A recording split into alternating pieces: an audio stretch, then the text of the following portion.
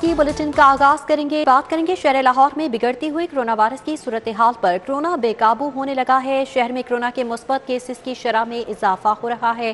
Corona cases की मुस्बत शरह 15.2% तक पहुंच गई है। 24 घंटों के दौरान शहर में कोरोना के 783 नए मरीज रिपोर्ट हुए, जबकि कोरोना के साथ ओमिक्रॉन के केसेस में भी खतरनाक हद तक इजाफा जारी है। शहर में 24 घंटों के दौरान ओमिक्रॉन के 18 नए केसेस रिपोर्ट हुए। मजीद तफसीलात अजमत आवान से जान लेते हैं। जी अजमत आवान, बताइएगा, मुस्बत शरह खतरनाक हद तक बढ़ रही है? बिल्कुल, कोरोना की पांचवी लहर खतरनाक हद तक शहर में बढ़ रही है। ना सिर्फ कोरोना के केसेस बल्कि जो हॉस्पिटलाइजेशन की तादाद है वो भी तेज़ी से उनमें इजाफा देखने में आ रहा है। अगर शहर के 5 बड़े अस्पतालों की बात की जाए तो उनमें जो इजाफा है वो तेज़ी से हुआ है। खासकर गंगाराम अस्पताल में सबसे ज़्यादा इस वक्त कोरोना के मरीज़ ज़ेर इलाज हैं। इस वक्त जो ICU इंटेंसिव केयर यूनिट और HDU हाई डिपेंडेंसी यूनिट तकरीबन 56% तक भर चुका है। और अगर डिटेल में बात की जाए तो गंगाराम में 25 हाई डिपेंडेंसी यूनिट है, जिनमें 18 बेड्स पर मरीज ज़ेर इलाज हैं, जबकि 7 बेड्स खाली हैं। और अगर गंगाराम में इंटेंसिव केयर यूनिट यानी वेंटिलेटर्स की बात की जाए तो 15 वेंटिलेटर मुख्तसिस किए हैं, जिस पर 6 जो हैं मरीज ज़ेर इलाज हैं और 9 जो हैं वो खाली हैं। और अगर इसी तरह बात की जाए मेयो अस्पताल में तो उनकी हाई डिपेंडेंसी यूनिट और ICU का ऑक्यूपेंसी रेट 45.1 रिकॉर्ड किया गया। अगर हाई डिपेंडेंसी यूनिट मेयो अस्पताल की बात की जाए तो मजमूई तौर पर 78 जो हैं बेड्स मुख्तसिस किए गए हैं, जिसमें 49 बेड्स खाली हैं, जबकि 29 पर ही मरीज जो हैं वो ज़ेर इलाज। अगर बात की जाए मेयो अस्पताल में तो कोरोना के मरीजों के लिए 58 जो वेंटिलेटर्स हैं वो मुख्तसिस किए गए हैं, जबकि 29 जो वेंटिलेटर्स हैं उनमें मरीज ज़ेर इलाज और 29 पर ही जो वेंटिलेटर्स हैं वो खाली हैं। और इसी तरह सर्विस अस्पताल के ICU और हाई डिपेंडेंसी यूनिट का ऑक्यूपेंसी रेट 20.1% रिकॉर्ड किया गया। इसी तरह जिना अस्पताल के इंटेंसिव केयर यूनिट और हाई डिपेंडेंसी यूनिट का जो ऑक्यूपेंसी रेट है वो 18% रिकॉर्ड किया गया। इसी तरह लाहौर जनरल अस्पताल के इंटेंसिव केयर यूनिट और हाई डिपेंडेंसी यूनिट का ऑक्यूपेंसी रेट 4.3 रिकॉर्ड किया गया। शहर के जो 5 बड़े अस्पताल हैं। ठीक है, बहुत शुक्रिया आपका। दूसरी जानिब सदर मुस्लिम लीग नून शहबाज शरीफ को भी कोरोना हो गया। शहबाज शरीफ ने तबीयत नासाज होने पर कोरोना टेस्ट करवाया, जो कि मुस्बत आ गया। शहबाज शरीफ ने खुद को घर में ही क्वारंटीन कर लिया है। डॉक्टर्स की हिदायत पर अमल किया जा रहा है। डिप्टी सेक्रेटरी जनरल नून लीग की जानिब से बताया गया कि डॉक्टर्स ने शहबाज शरीफ को मुकम्मल आराम का मशवरा दिया है। सदर मुस्लिम लीग नून शहबाज शरीफ भी कोरोना वायरस में मुब्तला हो चुके हैं। उनकी जानिब से तबीयत नासाजी पर टेस्ट कराया गया था, जो कि पॉजिटिव आ चुका है। शहबाज शरीफ ने खुद को घर में ही क्वारंटीन कर लिया है, जबकि उनकी सेहत के हवाले से डिप्टी सेक्रेटरी जनरल नून लीग अताउल्लाह तारड़ की जानिब से बताया गया कि डॉक्टर्स की हिदायत पर अमल किया जा रहा है। डॉक्टर्स ने शहबाज शरीफ को मुकम्मल आराम का मशवरा दिया है।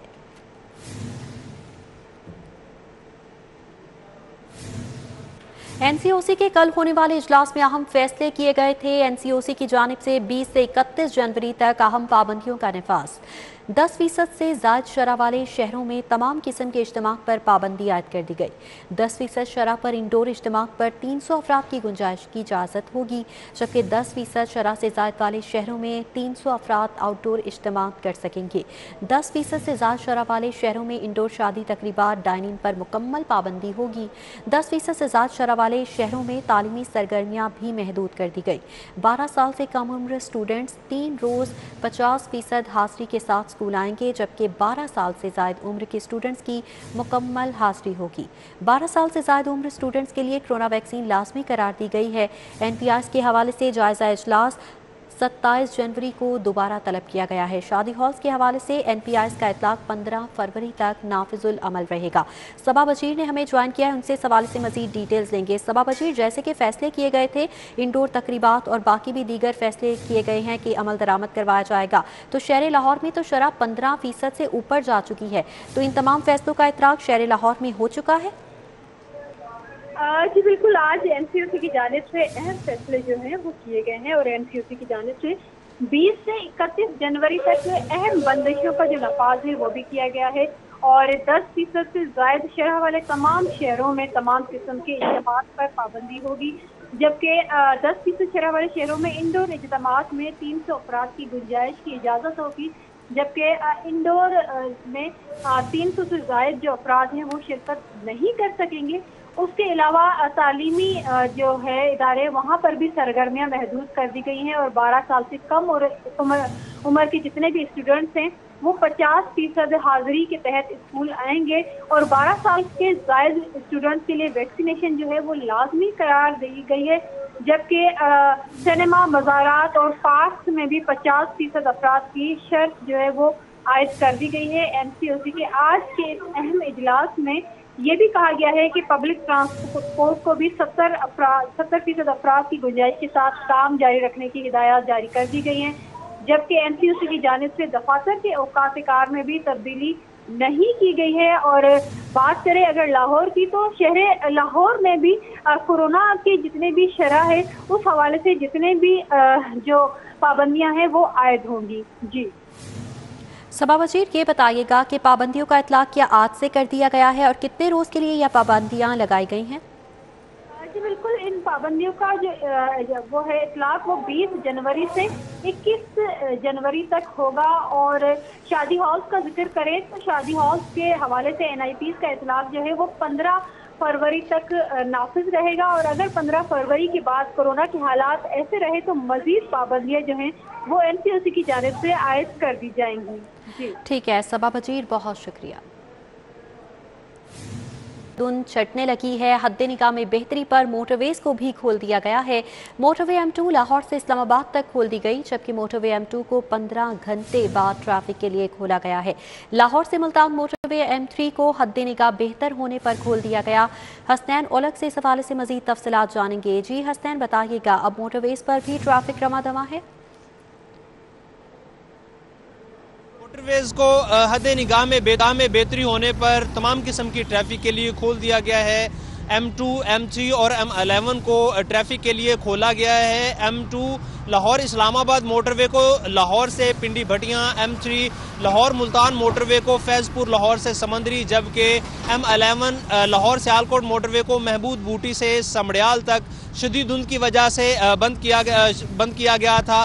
M2 और M3 को तकरीबन 15 घंटे, जबकि M11 को तकरीबन 16 घंटे के बाद ट्रैफिक के लिए खोला गया है। बाबू साबू टूल प्लाजा पर हम मौजूद हैं और यहाँ पर मेरे रकम में देखा जा सकता है कि जो ट्रैफिक है यहाँ पर मामूल के मुताबिक रवा दवा है। इससे कबल देखा गया था कि मोटरवेज बंद होने की वजह से यहाँ पर गाड़ियों की लंबी कतारें लगी थी और मुसाफिरों को मुश्किलात का सामना था। सेक्टर कमांडर मोटरवेज सैयद हशमत कमाल की जानिब से ये कहा गया है कि मोटरवेज को शहरियों की हिफाजत के लिए बंद किया जाता है। जैसे ही हद निगाह में बेहतरी होती है तो मोटरवेज को ट्रैफिक के लिए खोल दिया जाता है। ये भी मोटरवे हुकाम की जानिब से हदायत जारी की गई हैं कि जो शहरी हैं घरों से निकलते वक्त जो मोटरवे का स्टेटस है उसको चेक कर लें और गाड़ियों से मुनासिब फासला और गाड़ियों के ऊपर फोग लाइट्स का इस्तेमाल।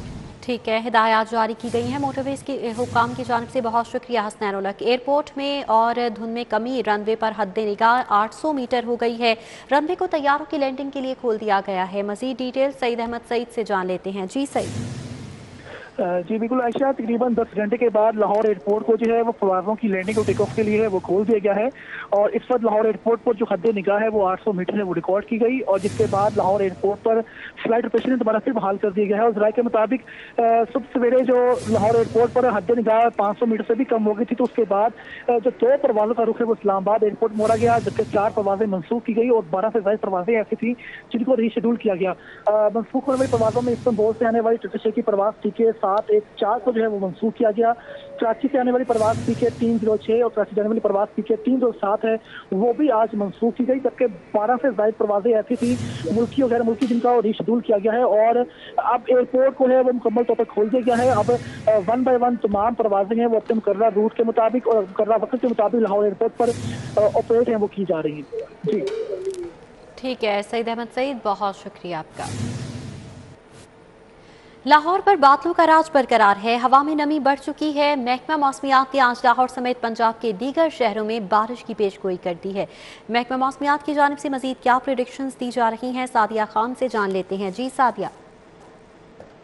जी हाँ, लाहौर के मौसम ने लाहौरियों के चेहरों पर खुशी लौटा दी है, क्योंकि ये जो खासकर जनवरी का मौसम है, ये हम तवक्कुआत कर रहे होते हैं कि दिसंबर में होगा। दिसंबर में हमने ये देखा है कि ज़्यादातर ड्राई स्पेल रहा, जिसकी वजह से ना तो इतनी सर्दी हम इंजॉय कर सके और ना ही बारिशें हो सकी, जिसकी वजह से स्मोक के मामला भी खासकर शहरियों को बर्दाश्त करना पड़े और धुंध का सिलसिला भी रहा।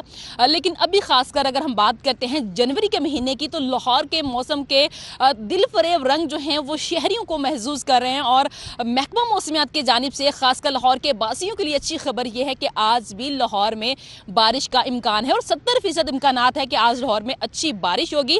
और ख़ासकर दिन के औकात में इसी तरह से बादल जो हैं वो अपना राज बरकरार रखेंगे। धुंध का सिलसिला भी हमने देखा है कि जारी है, तो आज भी खासकर दिन के औकात का पारा जो 13 रिकॉर्ड किया गया है और रात के औकात में जो है वो तकरीबन 6 से 7 तक जाने का इम्कान है और बारिश के इम्कान है। और बारिश का जो सिस्टम है वो 2 से 3 दिन से लाहौर में मौजूद है, लेकिन नमी कम होने की वजह से उस तरह से बारिश नहीं बरसा सका। लेकिन महकमा मौसमियात की जानिब से कहा यह जा रहा है कि आज बारिश के इम्कानात हैं, जबकि आने वाले दिनों में भी सिस्टम जो है जनवरी में बारिशें बरसाते रहेंगे। जनवरी जो है वो दिसंबर का एहसास दिला रही है, क्योंकि बारिशें भी हैं, धुंध भी है और सर्दी की।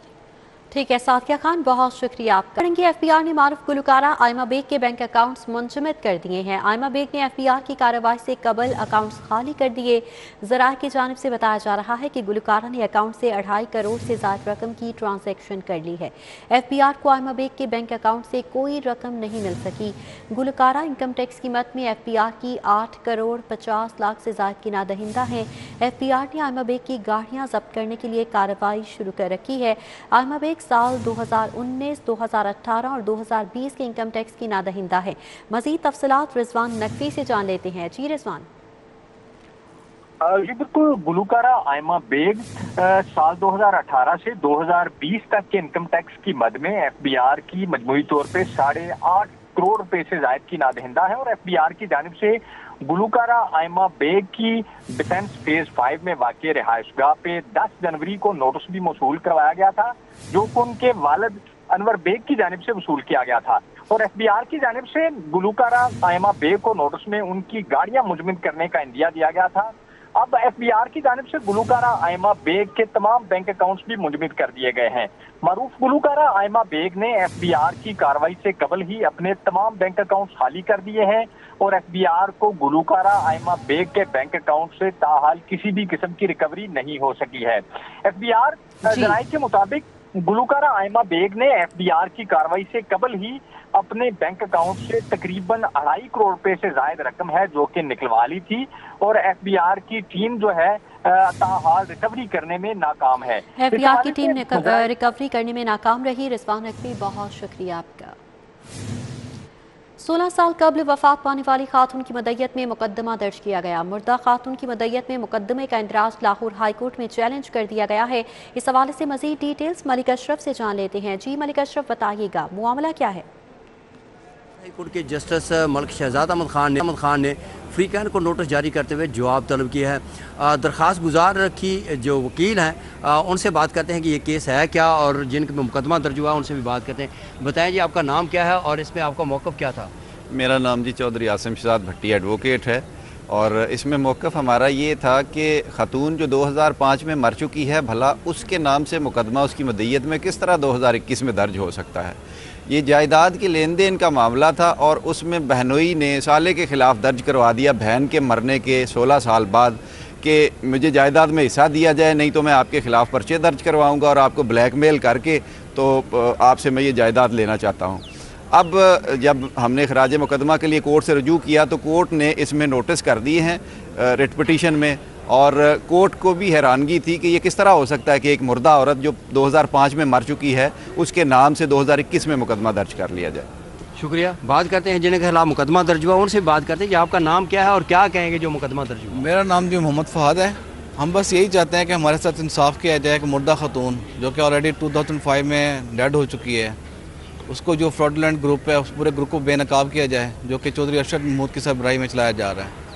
तो हमारे साथ इंसाफ किया जाए। मेरी जो तमाम वज़ीर आज़म वज़ीर आला से गुजारिश है कि हमें इंसाफ दिया जाए। जी बहुत शुक्रिया।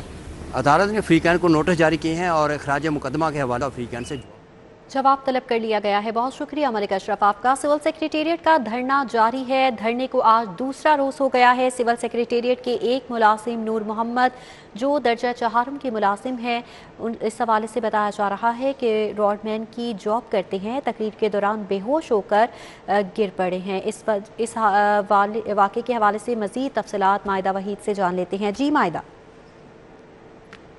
बिल्कुल, इस टाइम मैं सिविल सेक्रेटेरिएट के बाहर मौजूद हूँ, जहाँ एग्रीकल्चर के लोगों ने जो है वो धरना दिए हुए आज उनके दूसरे रोज़ है। सर्दी की शिद्दत में भी ये लोग सड़क पर जो है एहतजाज किए हुए, धरना दिए हुए। इन्हीं से पूछ लेते हैं। अस्सलाम वालेकुम, मुझे बताइएगा क्या मुतालबात है? कल से आपने ये धरना दिया हुआ है, आपको लगता है ये कितना असर करेगा हमारी हुकूमत पर और आपके मुतालबात माने जाएंगे? देखिए, मुतालबा तो हमारा एक ही है, वो ये है कि हुकूमत पंजाब के पास हमारी असम्बली अप्रूवल के लिए पड़ी हुई है 3 हफ्तों से, वो अप्रूव कर दें, हम इसी वक्त चले जाएंगे। जहाँ तक हुकूमत की बात है तो फिल वक्त हमें ऐसे कोई आसार नज़र नहीं आ रहे, क्योंकि गवर्नमेंट ऑफ पंजाब की जानिब से हमारे साथ कोई रब्ता नहीं किया गया। लेकिन मैं ये यहाँ बता देना चाहता हूँ कि हम लोग पूरे पंजाब से बोरिया बिस्तर बांध के आए। हुकूमत पंजाब आज बात सुन ले, हफ्ते बाद सुन ले, महीने बाद सुन ले। हम आज भूख हड़ताली कैंप लगा रहे हैं, भूख हड़ताल पे जा रहे हैं। जब तक हमारा मुतालबा मंजूर नहीं होता तब तक हम यहाँ पर बैठे हुए हैं। जी बिल्कुल, इनका कहना है कि जब तक हमारे मुतालबात जो हैं वो पूरे नहीं किए जाते, इनकी जो नौकरियाँ वो बहाल नहीं की जाती, इनकी तनख्वाहें जो 1 जनवरी से ही बंद। माहिदा, बहुत शुक्रिया आपका। मुलाजमीन ने सख्त सर्दी में भी रात सड़क पर गुजारी है और अभी भी सरापा एहतजाज नजर आ रही हैं। उनकी जानिब से कहा जा रहा है कि जब तक नौकरी फराहम नहीं की जाएगी, मुतालिबात पूरे नहीं किए जाएंगे, यूं ही एहतजाज जारी रहेगा।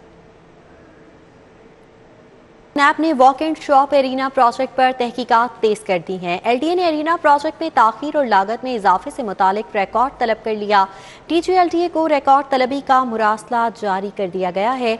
इस हवाले से नैब ने walk and shop arena project पर तहकीकात का दायरा वसी कर दिया है। मज़ीद तफसीलात दुरे नायाब से जान लेते हैं। जी दुरे नायाब, बताइएगा, तहकीकात का दायरा वसी किया जा रहा है, कब तक तहकीकात मुकम्मल हो जाएंगी? जी बिल्कुल, नैब ने एरिना प्रोजेक्ट जो कि जौहर टाउन में वॉक एंड शॉप के नाम से था, उस पर तहकीकात दोबारा से तेज़ कर दी हैं और इस हवाले से नैब ने DG LDA को मरासला लिखा है जिसमें इस प्रोजेक्ट की तमाम तर तफसीलात तलब की गई हैं। 8 नकाती सवालनामा जो है वो भिजवाया गया है और इस हवाले से रिकॉर्ड जो है वो आज तक की मोहलत दी गई है कि रिकॉर्ड जमा कराया जाए। इस हवाले से टिपा ने फौरी तौर पर इसके लिए प्रोजेक्ट डायरेक्टर 1 जो कि इस प्रोजेक्ट के PD भी थे, उनको मरासला लिखा है कि इसके ऊपर डिप्यूट किया जाए एक फोकल पर्सन को जो रिकॉर्ड फराहम करे। नैब ने बहुत ही अहम सवालात इस मुतल्लिक प्रोजेक्ट से उठाए हैं कि इस प्रोजेक्ट की कास्ट कैसे बढ़ी, कब बढ़ाई गई, क्यों बढ़ाई गई और क्या इससे कबल कोई स्टडी कराई गई थी। इसके साथ ये भी पूछा गया है कि इसकी जो डिटेल डिज़ाइनिंग थी, इब्तदाई डिज़ाइनिंग, उसकी ताख़ीरी वजूहात क्या थी और जब तब्दीली की गई प्रोजेक्ट में इसकी डिज़ाइनिंग में, डिटेलिंग में, तो उसकी क्या वजूहात थी। जो ज़मीनी टेस्ट था, सॉइल टेस्ट, क्या वो करवाया गया, उसके लिए बाद जो कंसल्टेंट रखा गया उसका प्रोसेस क्या था, जो तखमीना लागत थी इसका TS अप्रूव किया गया और गवर्निंग बॉडी से जितनी बार इसकी तखमीना लागत को बढ़ाया गया उसका प्रोसेस क्या था। ये तमाम सवालात के जवाब अब LDA हुकाम को देने होंगे और इस हवाले से नैब ने मरासला जारी किया है और आज तक की मोहलत दी है। बहुत शुक्रिया आपका। पंजाब हुकूमत का हेल्थ इंश्योरेंस के नाम से नई अथॉरिटी बनाने का फैसला। Health insurance authority universal health insurance programme के लिए बनाई जाएगी। पंजाब हुकूमत ने हेल्थ इंश्योरेंस अथॉरिटी का पहला मुसवदा तैयार कर लिया है। मजीद तफसीलात अली रामे से जान लेते हैं। जी अली रामे, आगाह कीजिएगा।